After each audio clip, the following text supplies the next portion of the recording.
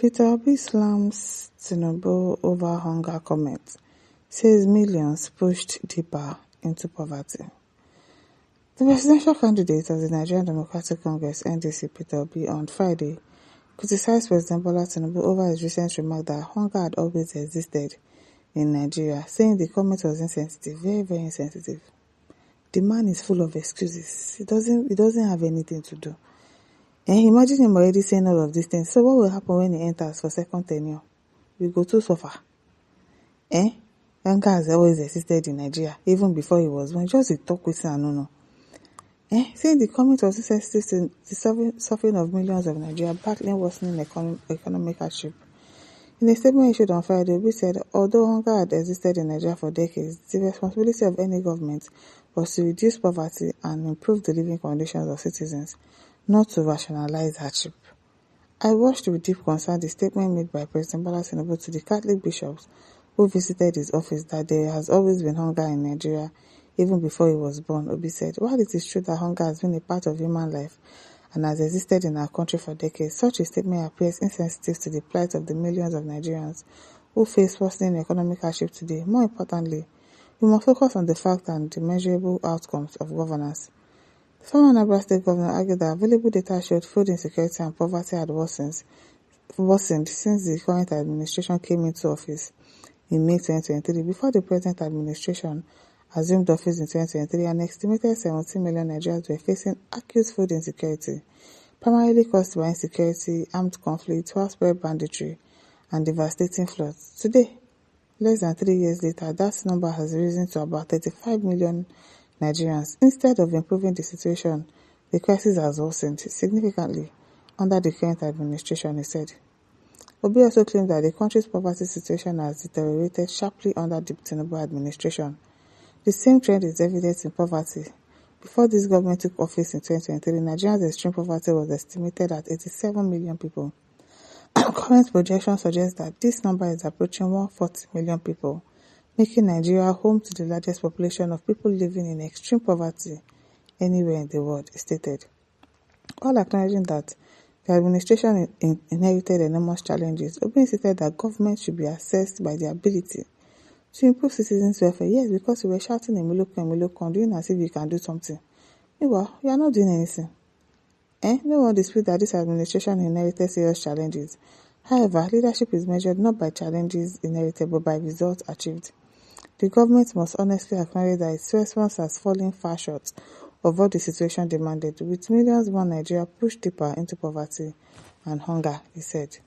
He blamed the worsening socio-economic conditions on what he described as poor policy and weak governance. The combination of persistent insecurity, poor economic management, fiscal indiscipline, wasteful public expenditure, and inadequate investment in productive sectors has compounded the suffering of ordinary Nigerians, Obi said.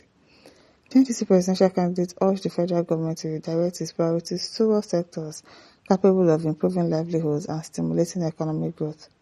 A responsible government must prioritize investment in education, healthcare, agriculture, security and small businesses while pursuing policies that create jobs, expand production and lift people out of poverty.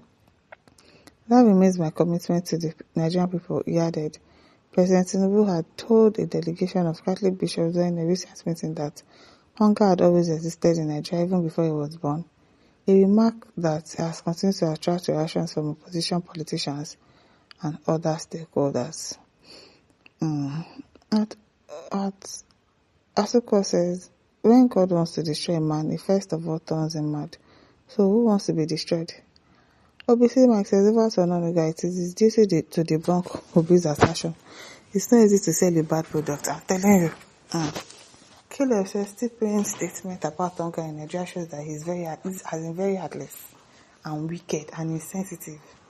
That is not how responsible leaders talk. Like, he was acting like, I don't care.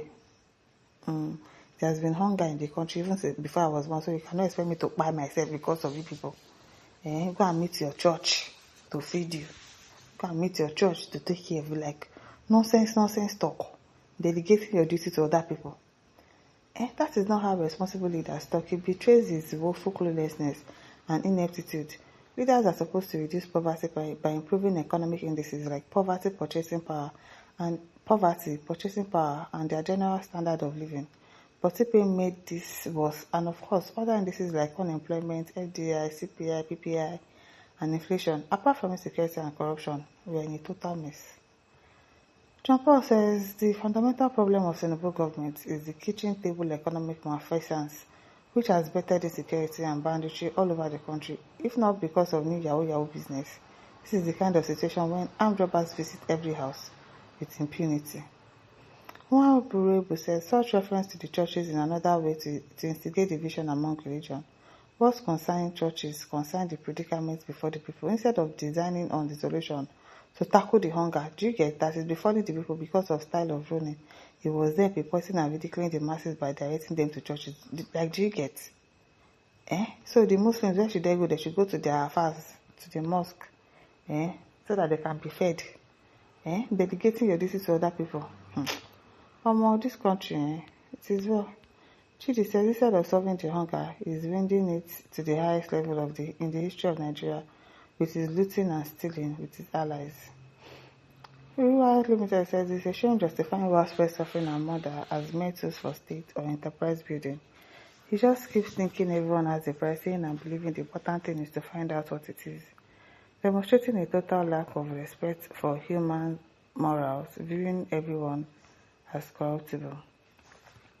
Onoche says Nemesis has caught up with him, hence he's confirming to Nigerians that he's now tired and ready to relocate to Iraq BG in 2027 with his crazy renewed hopelessness. So it's not hopelessness. Ikwa says, agreed, hunger existed, but you came in to solve the problem. That's why hungry Nigerians voted you in. Exactly, is that not why? Thinking that you will solve their problems for them, but no, you've made it worse. You've made it worse. Now, Obodo says millions of Nigerians are hungry. I remember a few years back, people would use 500 naira. Out of that 500 naira, pay 100 naira from Suleja to Abuja, eat, buy recharge card, still use the part of the money, come back to Suleja, still have balance. Today, APC government, you can't use 500 naira to enter motor, 500 naira for motor. They play. You want to go out now, mainland to mainland. If you don't have like 5k, you don't even bother to go anywhere. Don't even bother. Mainland to mainland, not to not talk of mainland to island or island to mainland. But the major says, honestly, Tinubu is a wealthy man, neither by crook or hook. He would have been the best ever president Nigeria would have had, but he allowed greed and selfishness to control him. Let him tell her the way to feed his members. Tinubu, your administration took people into deeper poverty, hunger and suffering. God will judge you now and forever. And please don't forget to like, share, subscribe. Thank you for listening. See you some other time. Bye.